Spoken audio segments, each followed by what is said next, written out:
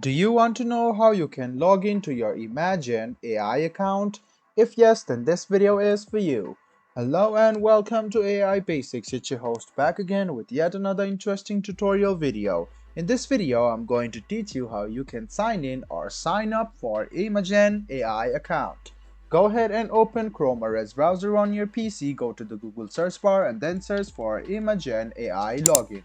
Click on the first link which appears on your screen.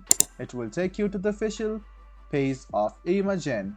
Now you can see Get Started over here, or you can see Get Started on the right hand side too. Go ahead and tap on it and you can see this page over here. Now what you need to do is write down your first name, your last name, your email address, click sign up and download now. After you write these, Imagen app will be downloaded and then you can sign in to Imagen.ai account. It's quite simple guys. All you need to do is go to Google, search for Imagen AI, click on the first link which appears on your screen, then click on Get Started which you see on the right hand side. Write down your first name, last name, email, click sign up and download now after you click on I agree to the terms and use.